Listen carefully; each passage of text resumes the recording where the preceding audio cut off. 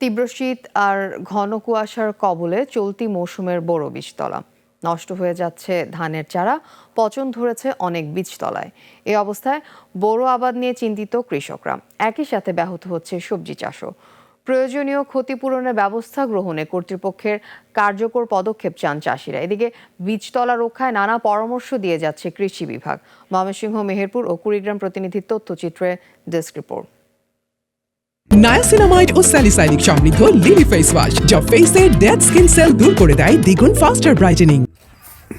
ময়মনসিংহ সদরের গোপালনগর গ্রামের কৃষক আব্দুল কাদের চলতি মৌসুমে 1 একর জমিতে বোরো আবাদের জন্য ব্রি-8 উন্নত জাতের বীজতলা প্রস্তুত করেছিলেন।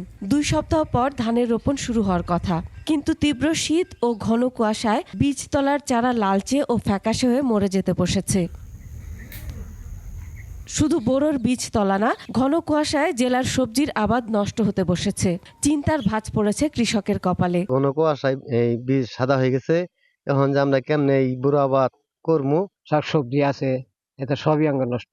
কীটনাশক এটা সার জাত যে ওষুধ আছে সম্পূর্ণ ওষুধ দিছি, কিন্তু লাউ তো আমি টের হইতেছি না। বেশি করে সেচ প্রদান করা, আর তারপর ফুল শতকরা 70 ভাগ ঝরে যাওয়ার পর একটি ঔষধ স্প্রে করা। জেলায় এবার বোরো আবাদের লক্ষ্যমাত্রা নির্ধারণ করা হয়েছে 2,63,000 হেক্টর জমিতে, আর 30,475 হেক্টর জমিতে প্রস্তুত বীজতলা।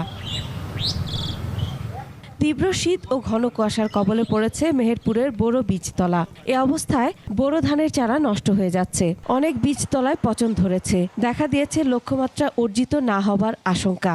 ধানের আবাদের কি হবে এই বছরে, মানে চাষির প্রচুর পরিমাণে ক্ষতি হয়েছে। 4,000 টাকা দিয়ে কিনি চারা দিতে হয়েছি, সেই চারাতে আমার ভয় হবে না। প্রচণ্ড শীত, তার জন্য বীজ কত রকমের বীজ চারা সাদা হওয়া ঠেকাতে পারছে। এদিকে ভালো চারা পেতে বিকেলে বীজতলা পলিথিন দিয়ে ঢেকে সকালে রোদ উঠলে সরিয়ে দেওয়ার পরামর্শ কৃষি বিভাগের। যদি এরকম ঠান্ডা অবস্থা বিরাজ করে, প্রতিদিন বিকাল 3টা থেকে সকাল 10টা পর্যন্ত তাদের বীজতলা পলিথিন দিয়ে ঢেকে রাখবে।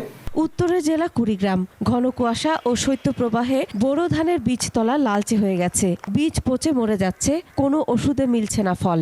কুয়াশার কারণে আমার বীজগুলো নষ্ট হয়ে গেল। দিন দিন লালচে হয়ে যাচ্ছে, ছত্রাক ধরতেছে, সেচ দিচ্ছি, সার দেওয়া হচ্ছে, ওষুধ দেওয়া হচ্ছে, কোনো কাজে আসতেছে না। এ অবস্থায় বীজতলা স্বচ্ছ পলিথিন দিয়ে ঢেকে রাখার পরামর্শ দিচ্ছেন কৃষি বিভাগ। সেই সঙ্গে পানি ও ছত্রাকনাশক স্প্রে করার কথা বলছেন তারা। সূর্য উঠলে এই যে সমস্যা সেটি কেটে যাবে বলে আমরা আশা করছি।